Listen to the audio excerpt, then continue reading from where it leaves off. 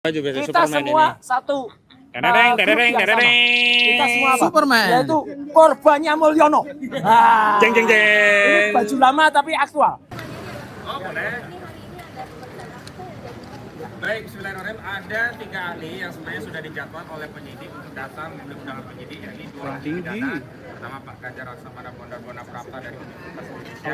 Yang kedua ada juga Bapak Asfi Saputra dari Universitas Trisakti.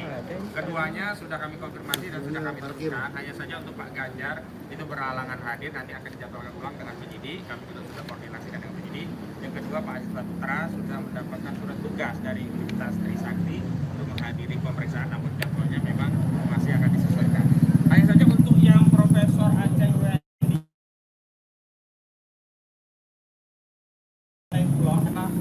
dari Fakultas Tata Sarjana Universitas Pendidikan Indonesia Bandung tadi sudah hadir, sudah juga menyerahkan surat tugas dari kampusnya. Beliau akan memberikan keterangan berkaitan dengan ahli bahasa spesifikasi linguistik forensik terhadap 3 persoalan sekaligus yang memang sudah kami sampaikan pada beliau. Pertama, apakah pertanyaan-pertanyaan seputar jasa Joko Widodo yang sudah ditanyakan oleh kami yang hari ini menjawab status tersangka termasuk Pak Roy, Arismon, Bipa, Kurnia, Pak Rustam, juga Pak Rizal Fadila yang bertanya baik ke Yogyakarta maupun ke Solo pada 15 dan 16 April 2025 yang lalu itu termasuk tuturan atau ujaran yang masuk kategori dapat dipidana. Nah, walaupun kami sudah mendapat penjelasan bahwa tuturan-tuturan itu bersifat mempertanyakan, jadi tidak mungkin bisa dikualifikasikan sebagai satu pidana. Dan saat itu sebenarnya pertanyaan-pertanyaan itu sebenarnya simpel bisa dijawab oleh Saudara Joko Widodo ketika datang ke Solo dengan menunjukkan ijazahnya, maka akan selesai. Namun sayangnya saat itu Saudara Joko Widodo menyampaikan kepada klien kami, tidak ada kewenangan kalian menanyakan ijazah saya, tidak ada kewajiban kami untuk menunjukkan ijazah yang saya miliki. Nah, karena itulah kemudian pertanyaan-pertanyaan ini tidak terjawabkan. Maka masuk kepada peristiwa yang kedua. Peristiwa kedua yaitu apa? Ya ini upaya untuk memberikan jawaban atas pertanyaan-pertanyaan seputar ijazah itu yang dilakukan oleh klien kami. Baik Pak Roy Suryo dengan pendekatan ELA-nya ya, error level analysis, juga oleh Dr. Rismon Siani Paresolan dengan kemampuan digital forensiknya, termasuk oleh Dr. Tifauzia Tiasuma dengan keahlian fisiologinya untuk menganalisa sejumlah dokumen-dokumen yang dimiliki, yang diklaim itu milik Joko Widodo. Apa itu? Jadi upaya untuk melakukan penelitian sejak ada upload dari kader PSI bernama Dian Sandi, yang menurut keterangan Dian Sandi ini adalah asli ijazah Joko Widodo. Nah, itulah yang kemudian diteliti, dan yang kedua juga ada objek yang diteliti, yakni objek yang dipamerkan oleh Dekan Fakultas Kehutanan Bapak Sigit Sunarta yang itu diklaim sebagai milik Joko Widodo. Termasuk yang terakhir adalah karena ada primary evidence, yakni bukti dokumen berupa skripsi yang ditunjukkan langsung kepada klien kami Pak Roy Suryo, yang itulah kemudian dijadikan bahan. Nah, pertanyaan kami secara linguistik forensik nanti akan dijawab melalui keterangan adalah apakah melakukan penelitian dan kemudian mendapatkan kesimpulan bahwa dokumen itu secara saintis disimpulkan sebagai palsu dengan pendekatan ungkapan hiperbola ya, seperti 99,9% palsu, atau Bung Rismon Sianipar menyebut dengan 11.000 triliun palsu, itu adalah masuk kategori ujaran atau tuturan yang mengandung pidana. Nah, nanti akan dijelaskan itu tidak termasuk, tetapi rinciannya akan dijelaskan pada penyidik.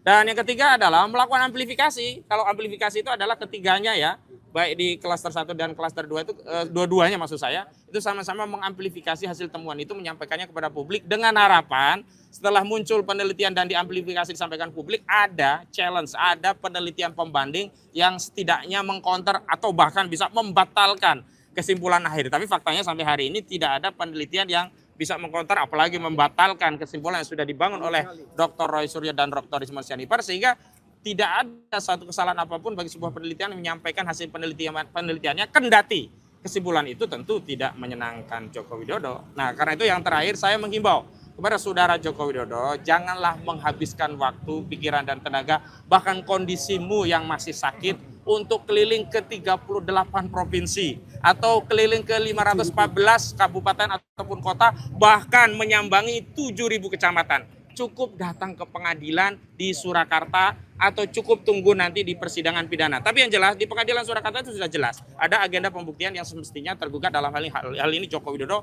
bisa datang memberikan buktinya untuk mengkonfirmasi bahwa ungkapan yang dia menyatakan akan menunjukkan ijazahnya kalau diminta hakim itu bisa dibuktikan, bukan omon-omon, bukan pembohongan publik, tapi faktanya ternyata itu tidak juga dilakukan. Kalau dalihnya ijazah itu disita oleh Polda Metro Jaya, yang jelas Joko Widodo sempat menjanjikan ijazah SD, SMP, SMA sampai S1 akan ditunjukkan. Nah, setidaknya masih ada ijazah SD dan SMA yang bisa ditunjukkan di Solo. Karena yang disita hanya S1 dan S2. Dan yang jelas semestinya bisa ya penyidik mengantarkan ijazah itu sebagai sebagian dari upaya pembuktian Joko Widodo di Pengadilan Negeri Surakarta untuk membuktikan bahwa ijazah itu apakah bisa dibenarkan setelah ada pembanding dari Pak Taufik dan kawan-kawan yang melakukan gugatan begitu. Bukan kemudian dengan dalih itu sedang disita tidak bisa ditunjukkan. Padahal sebelumnya ketika gelar perkara khusus toh ternyata bisa dibuka segelnya, bisa ditunjukkan barangnya. Kenapa untuk kepentingan pro justisia itu tidak dilakukan? Sederhana saja, kalau 5 penyidik saja bisa mengantarkan Eli dan nanti Egy Sujana dan juga siapa? Damai Ari Lubis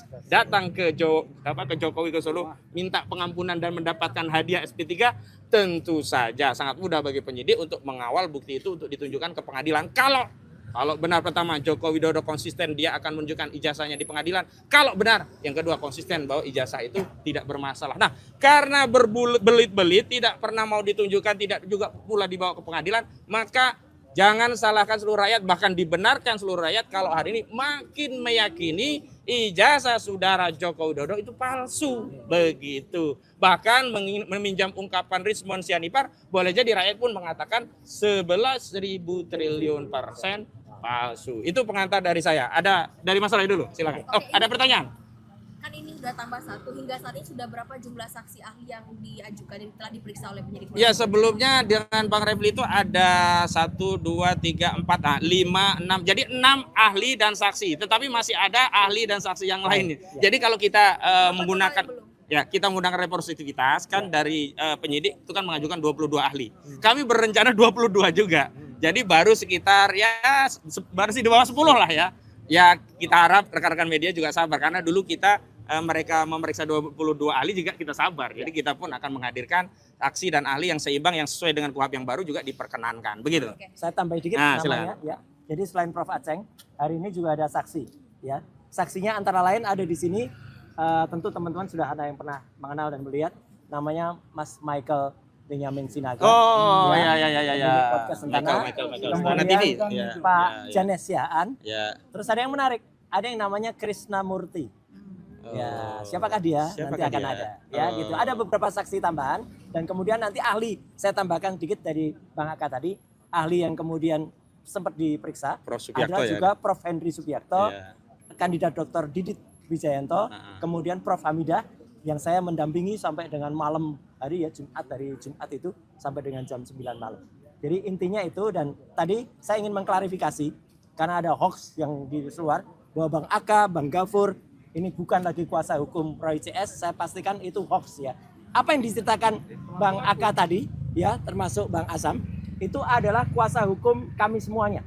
Ada surat kuasanya, clear. Dan yang diceritakan adalah peristiwa-peristiwa ketika Bang Rizmon, Dr. Tifa itu memang masih menjadi kuasa hukumnya tim PAKA. Kalau dalam perkembangannya, saya akui memang ada kuasa hukum yang lain, nggak apa-apa.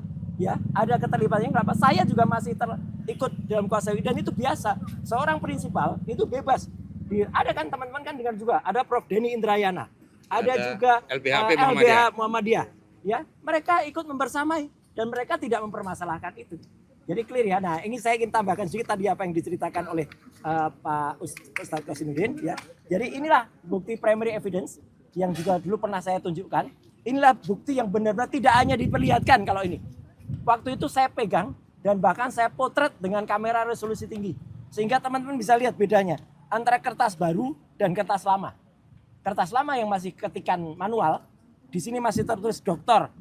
Ahmad Sumitro, dan kertas baru yang tulisannya sudah Profesor Dr. Insinyur Ahmad Sumitro. Logis tidak? Kalau pada satu skripsi yang sama, ya bulannya November 1985, di mana Dr. Ahmad Sumitro waktu itu belum mengukuhkan atau belum dikukuhkan seorang guru besar, ya itu betul. namanya doktor. Ketika dia sudah profesor, November 1985, padahal pengukuhannya adalah bulan Maret 1986. Jadi ini adalah lembar yang disisipkan. Makanya waktu itu Dr. Ismon mengatakan ini palsu, ya gitu. Saya juga menyampaikan ini jelas betul, kertasnya saja beda. Ya, jadi artinya itu bukti-bukti yang kemudian dikuatkan, termasuk juga keterangan dari Prof. Henry Subiakto yang mengatakan kalau Undang-Undang ITE itu adalah untuk transaksi elektronik, bukan untuk pemidanaan urusan politik. Ya, itu clear ya. Jadi saya kira tambahan saya cukup itu, dan satu lagi sedikit mumpung saya juga hadir. Saya juga hadir selaku saksi dari peristiwa hukum yang dilaporkan oleh Mas Michael Sinaga, Mas. Nah, ketika melaporkan seseorang yang bernama Andi Azwan. Nah, saya menjadi saksi karena saya datang pada saat kejadian. Ya. Satu Dan lagi. Joshua Sinambela. Ya, saya datang pada saat kejadian. Yang pertama saya ada hadir di salah satu TV yang studionya waktu itu ada di Sarina. Tapi sekarang studionya ada pindah ke Ring 1. Ya, satu lagi yang studionya ada di Kebun Sirih. Ya, yang waktu itu saya juga hadir. Ya, gitu. Jadi intinya itu ya. Jadi kami saling membersamai, kami saling mendukung, dan kalau ada satu rekan yang terkena musibah, bukan berarti kita ikut jadi korban, kita melarikan diri, bukan. Ya, kita semua maaf. Kita semua Ini buka baju biasa kita Superman semua ini. satu Dadadeng, grup dadadeng, yang sama. dadadeng. Kita semua apa? Superman. Yaitu korbannya Mulyono. Nah, Jeng jeng ini jeng. baju lama tapi aktual. Ya, korbannya Mulyono kita semua. Ya, saya kira itu ya. Mungkin ada tambahan lain. Bang Gafur dulu. Bang Gafur, dikit. Oke. Ya, habis itu silakan. Terima kasih Mas Roy. Jadi saya hanya ingin menambahkan beberapa poin saja. Yang pertama, momen hari ini Bang Aka, Mas Roy izin, akan kita manfaatkan juga untuk mengupdate informasi dari penyidik Polda Metro Jaya terkait dengan status pengiriman berkas tahap 1. Oh ya gimana. Karena berdasarkan informasi yang belum valid yang saya dapat, konon katanya berdasarkan hasil penelitian, ini belum valid ya. Oke. Berdasarkan hasil penelitian berkas perkara oleh jaksa peneliti, konon katanya berkasnya dikembalikan. Ya, itu masih konon katanya. Nah, sehingga nanti hari ini kami akan memanfaatkan juga dengan Polda Metro Jaya untuk mengupdate informasi tersebut. Kalau memang pada akhirnya dikembalikan, ya berarti memang dari awal, ini kalau dikembalikan ya Mas Roy ya, berarti memang dari awal berkas perkara yang dikirimkan itu belum memenuhi semua persyaratan Dan ikut yang SOP Solo berarti. berarti semua berkas perkara yang dikirimkan itu belum memenuhi persyaratan yang diatur dalam KUHP. Dan itu menjadi satu keuntungan bagi para pejuang yang hari ini status hukumnya tersangka, dan kami juga selaku kuasa hukum ya, bahwa dengan pemeriksaan ahli hari ini berarti kami akan melengkapi ya semua materi yang akan menjadi alat bukti kami ketika perkara ini naik dalam tahap proses hukum berikutnya, kalau memang itu terjadi gitu ya. Nah, kalau naik. Dan yang kedua berikutnya lagi adalah ahli yang kami hadirkan ahli ini adalah ahli yang betul-betul independen, objektif, tidak memihak kepada siapapun. Dan ahli hari ini akan memberikan penafsiran hukum dan penafsiran keilmuannya terhadap suatu peristiwa yang diduga adalah peristiwa pidana. Ya. Dan ahli yang kami hadirkan ini akan memberikan perimbangan terhadap 22 ahli ya, yang diajukan atau yang diperiksa oleh Polda Metro Jaya. Sehingga nantinya ahli yang kami hadirkan ini benar-benar kita harapkan semua berkas perkara itu bisa terang benderang, bisa seobjektif mungkin. Karena pada tahap 1 pelimpahan berkas ini semua kan berkasnya masih BAP 130 saksi, yang saksi itu kan masih menguntungkan pelapor. Dan 22 ahli, yang juga 22 ahli itu kita nggak tahu sejauh mana keterangan keahlian mereka, tetapi yang kami duga adalah pasti juga menguntungkan pelapor. Nah, kami mengharapkan ahli-ahli yang sudah kami hadirkan itu bisa memberikan perimbangan terhadap semua alat bukti yang ada di Polda Metro Jaya. Subscribe, share, like, and comment. Subscribe, share, like, and comment. Subscribe, share, like, and comment. Subscribe, share, like, and comment. Subscribe, share, like, and comment.